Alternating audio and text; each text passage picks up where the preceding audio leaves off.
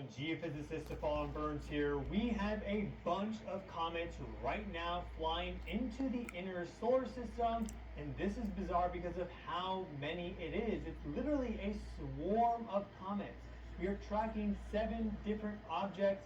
2 of them have already performed their perihelion. The rest will do so over the course of the next few months by the end of the year. And so this is looking like it's going to be a very dynamic end to 2025, at least as it relates to cometary activity, and that likely will influence solar activity because we see a lot of connections between comets flying into the inner solar system and enhanced solar activity like big solar flares, coronal mass ejections, and more. We have one of these objects, that's 3I Atlas. We're not really sure if it's a comet or not. It's more of an interstellar object. It has a lot of bizarre characteristics to it.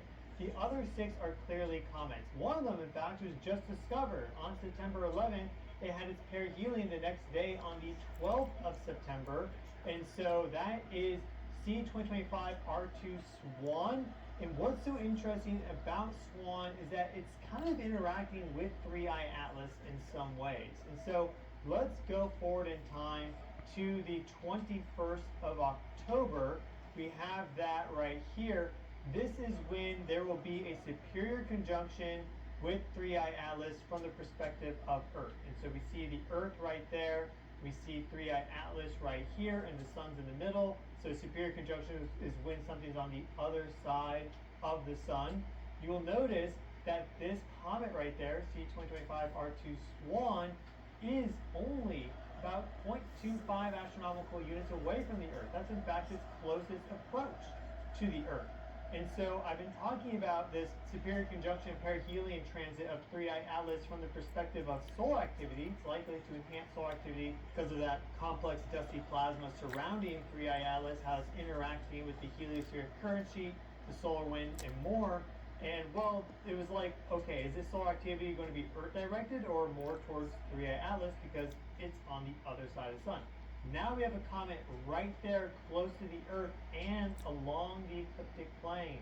So you look here, C2025 R2 Atlas is also only very slightly inclined off of the ecliptic plane. That's the plane that all the planets effectively hang out on.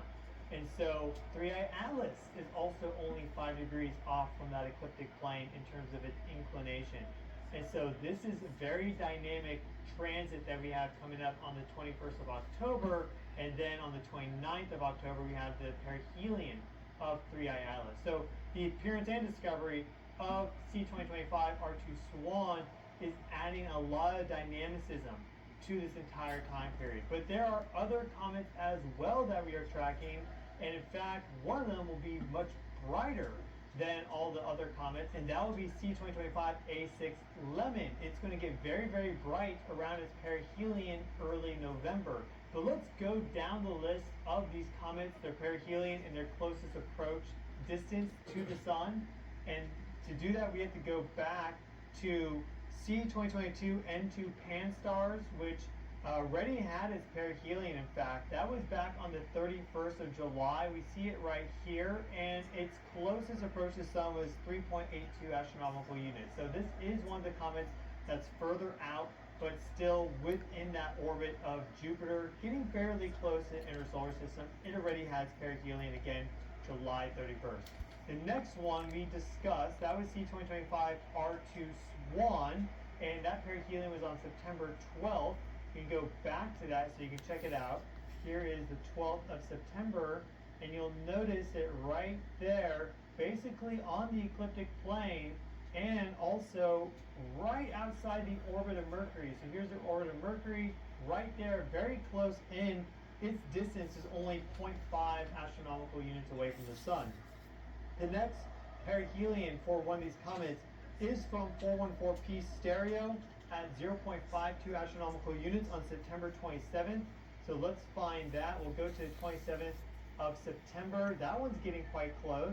Again, 0.52, and we see 414P stereo right here. And so it will be below the ecliptic plane.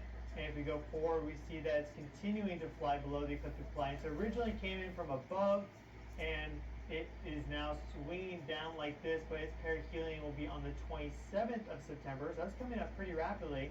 Then after that, we have a perihelion on October 8th, and this is from C2025 K1 Atlas at only 0.33 astronomical units. So let's go forward to October 8th to check that one out, and we see how close it gets right there.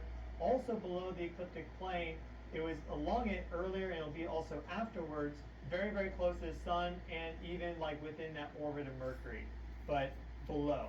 So that's then on the 8th of October. We have that superior conjunction with 3i Atlas, with Swan, that comet that we just found, being closest to the Earth on the 21st of October.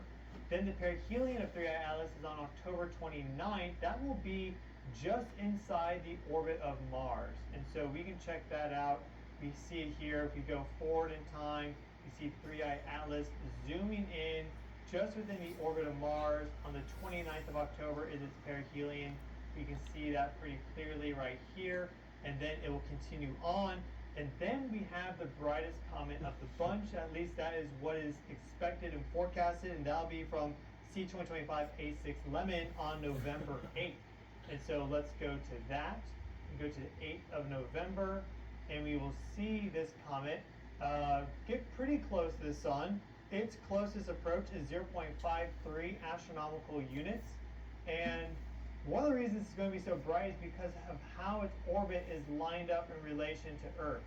And so we see Lemon right here. It's above the ecliptic plane. And if I go there, maybe you can see a little better. That is its closest approach to the sun. If we go forward, we will see that it's cutting now into the ecliptic plane afterwards. But if we go back to the 8th of November, we see that it is in a very favorable position to see from Earth.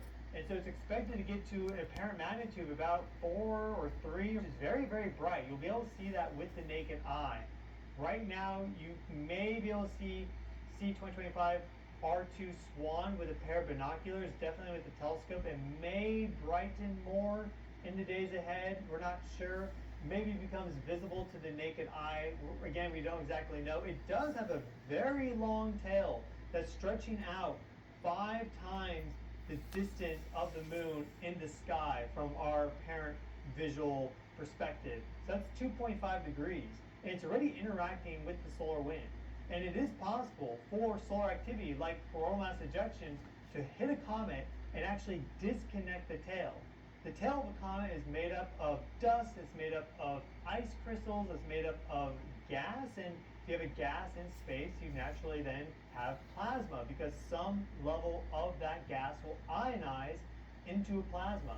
Some of that plasma will deionize and recombine into a neutral gas, and you'll have some percentage that's dependent on the irradiation of the sun and also just the solar wind conditions, or if it's in interstellar space, other conditions that contribute to its gas and plasma makeup. Well, you also have different elemental compositions and more. So these sort of comets with these very long tails flying close into the inner solar system really change the electromagnetic dynamics of this area around our sun. The closer you get to the sun, the stronger the electric circuits are, the magnetic fields, and more. And we also know that there's an inward flowing electric current that spirals in along the ecliptic plane. So things that are further out do have an energetic influence on those closer in because that electric current is always flowing inwards to the sun, whereas the solar wind is flowing out of the sun. Now, after we